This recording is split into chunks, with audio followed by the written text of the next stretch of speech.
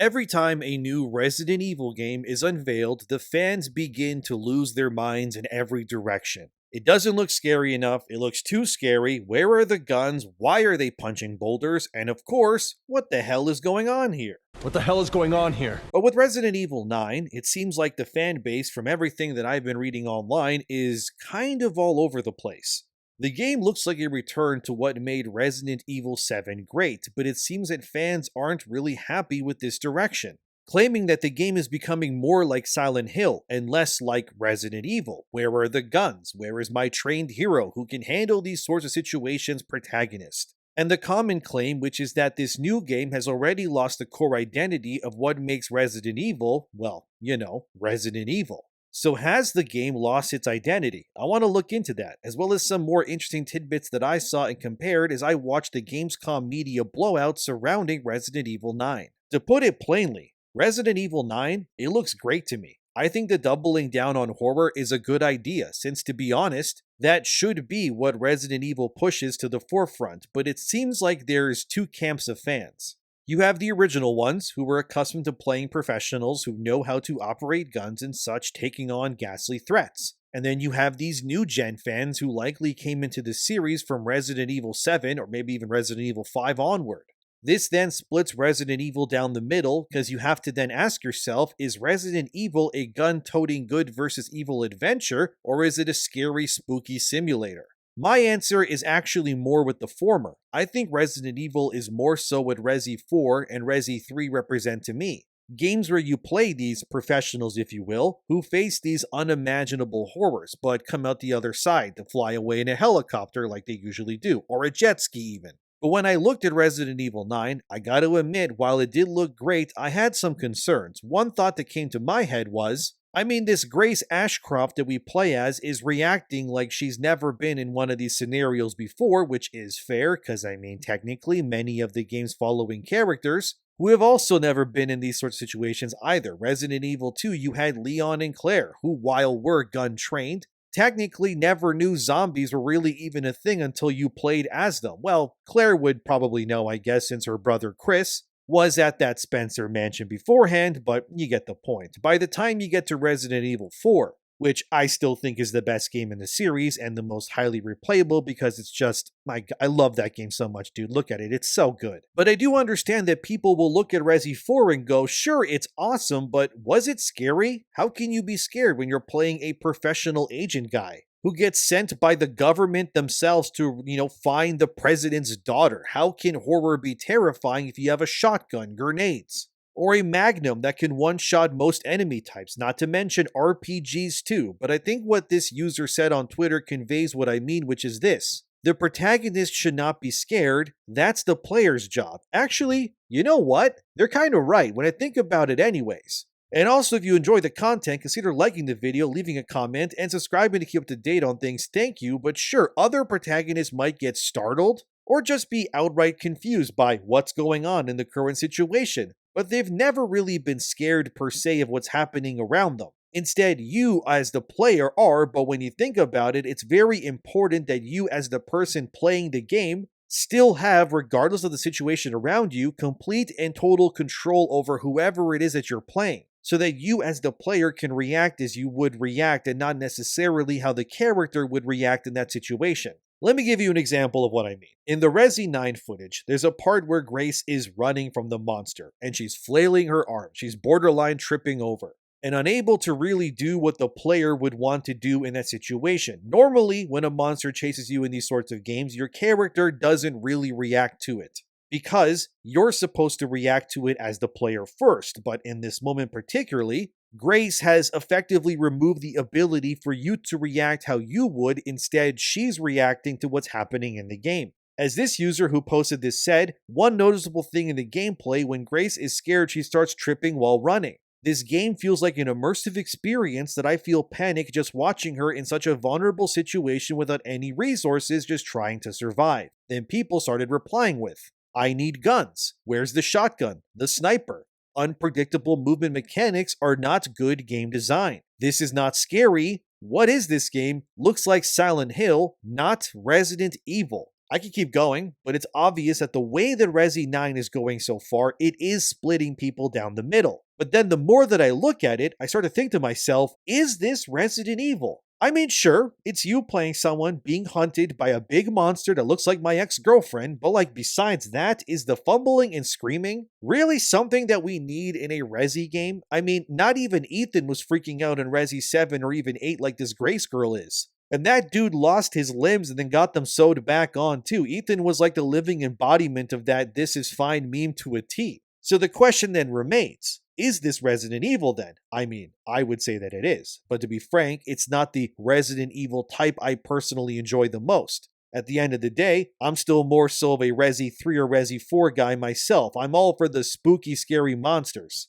that are all trying to eat me like a Costco hot dog after a workout. But I still think a core element of what makes Resident Evil what it is that you do have the guns and can defend yourself when the residents, start acting evil. It does seem bizarre, because like that one comment said, this does start to enter into Silent Hill territory a bit. And even when I go look at the new Silent Hill game, which is titled Silent Hill F, I start to wonder, are these franchises in a bit of an identity crisis right now? Because Resi 9 feels more like a weird hybrid from first glance of Resident Evil 7 meets Silent Hill. Whereas Silent Hill is currently getting slammed because the new game has, as you play a small Japanese girl, I guess, who is doing things like Souls-like combat with a stamina bar and everything in a game called Silent Hill. Like, I get wanting to broaden your IP for a wider audience, but there does come a time where the influences and design decisions just start to feel, I don't know, weirdly out of place maybe, like Silent Hill thinking that it needs to be Dark Souls and not,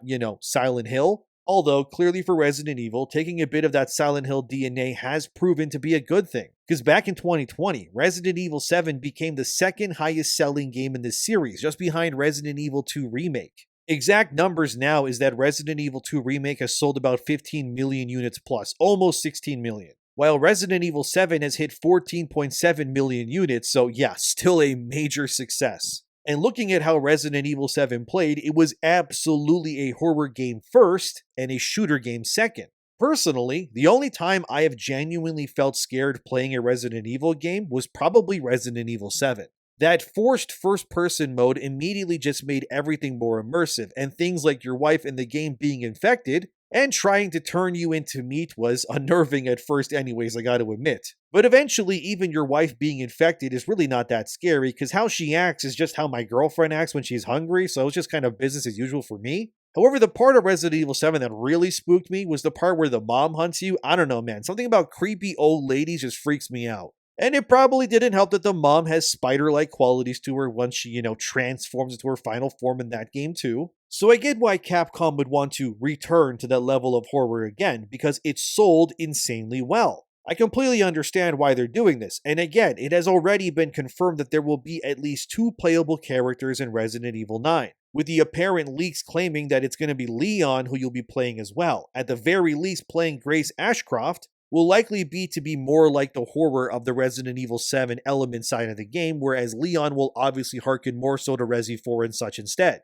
But it is nice that Grace is also a well-designed protagonist. I mean, you can tell that she was created by Japanese artists and not the West because she looks like an actual woman. But my fear is that whenever Capcom has a major success in this series in particular, they tend to feel like they need to pivot or chase trends. After all, that was clearly the trajectory following Resident Evil 4. That game did gangbusters for its time, and then Capcom assumed that everyone just wanted more action and less horror, and then we got Resident Evil 5, which upped that action more and more as you played it. Sure, the beginning of Resident Evil 5 felt like it belonged in the series, but by the halfway point, the game started to feel more like a standard third-person shooter that was instead chasing trends instead of, being a scary Resident Evil game, which again was Capcom chasing trends. Since third-person shooters were all the rage around this time before and after. You had Uncharted, Gears of War, Mass Effect, Dark Void, Dark Sector, remember those games and much more. Capcom then really dialed it to full throttle with Resident Evil 6, which in my opinion is still the worst mainline Resident Evil game to ever be conceived. I will admit, in hindsight, it's not as bad as I originally thought it was once I replayed it some years ago. But regardless, it was still a game that dialed up the schlock meter way too much and forgot its horror elements almost entirely in favor of just being a Hollywood action movie. It's probably also why I never really liked any of the animated CGI Capcom Resident Evil movies either, because they all just feel more like action movies with zero scares or horror to them. Like looking at this footage from one of the movies, it's just Chris and Leon doing gun fu, like they're Christian Bale in Equilibrium. It's just kind of cringe. This is way too much to the other side of the meter for someone like me. I think the perfect balance is to just do Resident Evil 4, but instead up the horror elements. It doesn't mean you can't have moments where characters fumble or fall. After all, Resident Evil is known to have parts where you run from unbeatable monsters or crazy things like punching boulders to progress.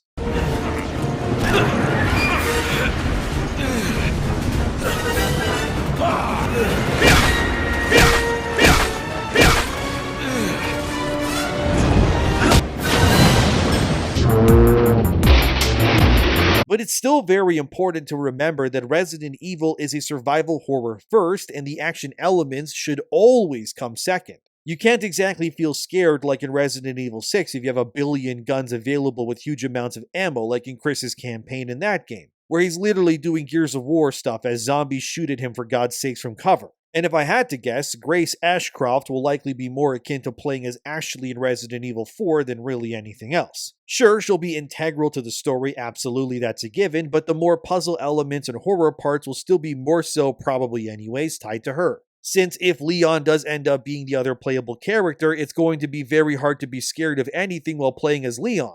What the hell is all this? Considering how experienced he is when it comes to fighting these kinds of threats already. But another interesting element I saw about Resident Evil 9 while watching was maybe something people hadn't noticed broadly yet, but there's a part in the demo. And sorry in advance, but I have to censor the footage, otherwise YouTube will age restrict the bejesus out of me here, but it's the death animation, where Grace, if she fails, the monster hunting her just eats her, and immediately the way that this was shot was, and just portrayed in general, and the overall design, it just made me immediately think of a painting. That painting, by the way, is this one right here. In case you don't know, this painting is called Saturn Devouring His Son by Spanish artist Francisco Goya. The history behind this painting is really interesting, as it was painted directly onto Francisco Goya's walls within his own home before he passed away himself. This painting, alongside others, are a part of a collection called The Black Paintings, and this series consisted of 14 paintings that Goya did between 1820 and 1823.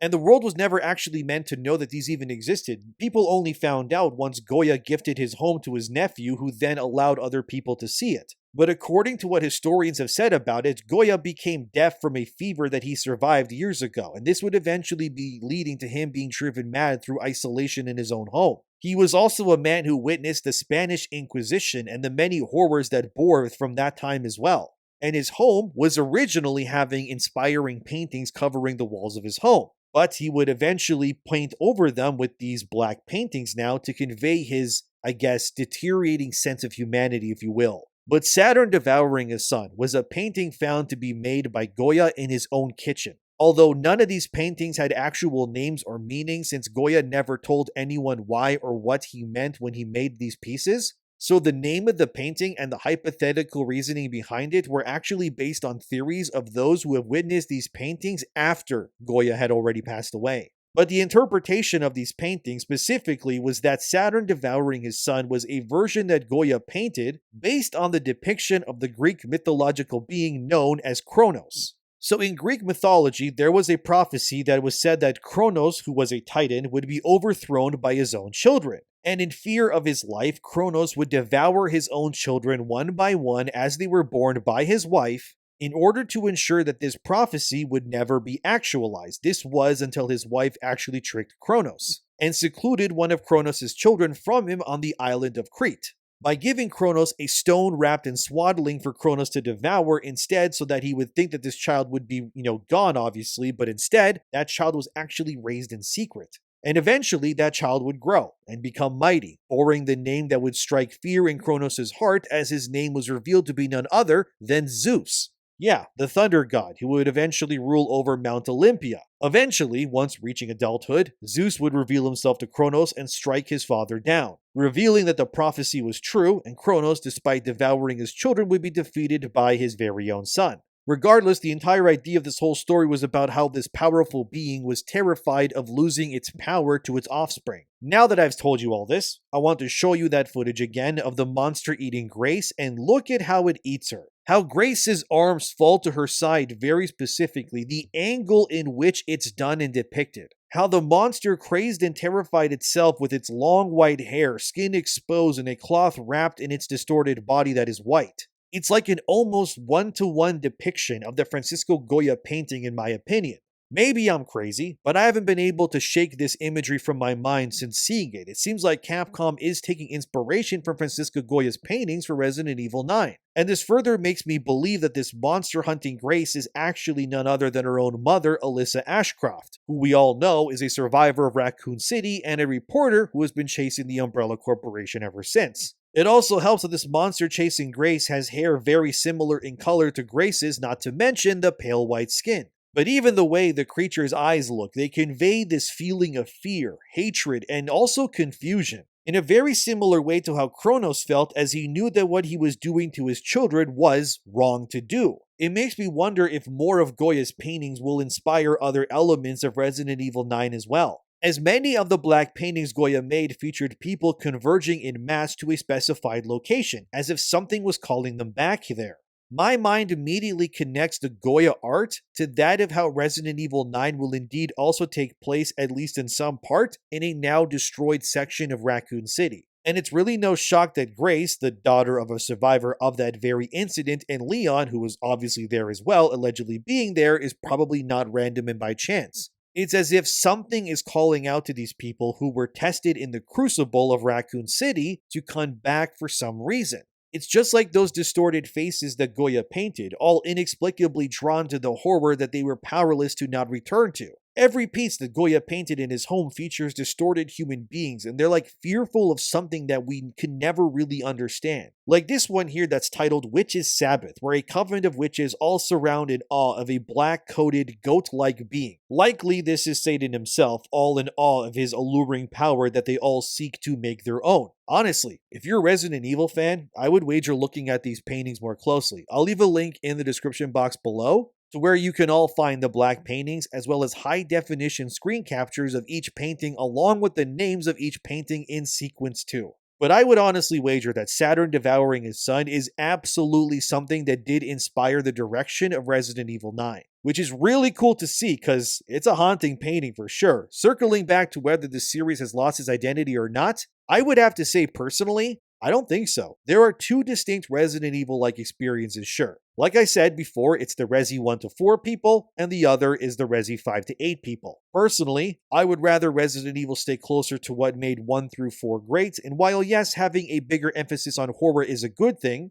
I do believe that Capcom hopefully does understand that the fear of the game should not be in the character on screen, but the player instead. Because if the player is confident, which many Resident Evil fans are, I mean, just go look up speedruns online of every game available there to prove this, I do think hampering those people's ability to take control of the situation because you want to sell a moment in your game is probably a bad idea personally. And that the further that they go down that route, the more these games will become like a Sony first-party story game than a Resident Evil game. Although, I do really enjoy how they finally now have an explanation for why tyrant enemies can't just enter safe rooms. As in that new demo, it's shown that the monster's skin is actually weak against very bright lights and actually needs to stay in darkness to survive.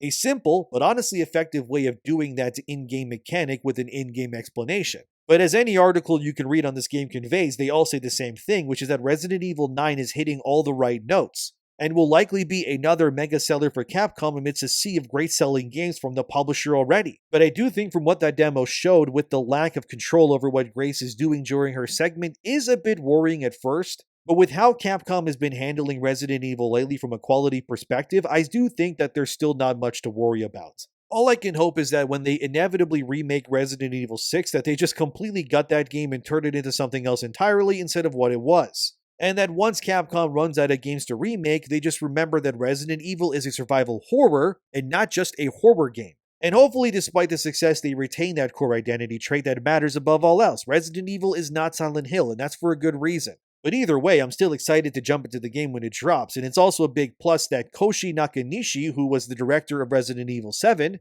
is apparently going to be returning to direct this Resident Evil 9, so it's no wonder that the game is looking how it is. It's clearly drawing from that same sense of dread that made Resi 7 so popular and beloved for good reason. As Koshi said himself while making Resident Evil 7, the general consensus from fans of the series is that a Resident Evil game is one that should scare the hell out of you. That was the starting point for Resident Evil 7. He states further, "It was really difficult to figure out what to do after Resident Evil 7, but I found it, and to be honest, it feels substantial. I can't share any details just yet, but I hope you're excited for the day I can." And I think that Resident Evil is honestly in good hands with Koshi at the helm, since when it came to Resident Evil 7, he clearly stated that the big influences behind that game were things like Western horrors, like the Evil Dead series and the Texas Chainsaw Massacre. He also cited that movies like the Blair Witch Project directly influenced Resident Evil 7's vibe and horror feel, and how he wanted to keep that horror mostly to a single location in order to make players terrified and fear for their lives as the Baker family hunted them. Koshi also said that PT, that's the Silent Hills demo, was also a big inspiration for Resi 7 as well. So with this man in charge of Resi 9 now, I don't think the series has lost its identity at all. In fact, I think they found the right identity for Resident Evil as a whole going forward. I guess time will tell, but either way, I'm really excited to play it. But what do you think of Resident Evil 9 so far? Based on what you've seen of this game taking the formula, is it a good way or a bad direction? Do these fans who claim the game has lost its identity, are they valid or are they wrong? And what would you like to see from Resident Evil in the future? I just want more games like Resident Evil 4 myself, but hey, I like the horror elements being up too. Either way, thank you for watching, subscribe to keep up to date, and take care of yourselves, and I'll see you guys next time.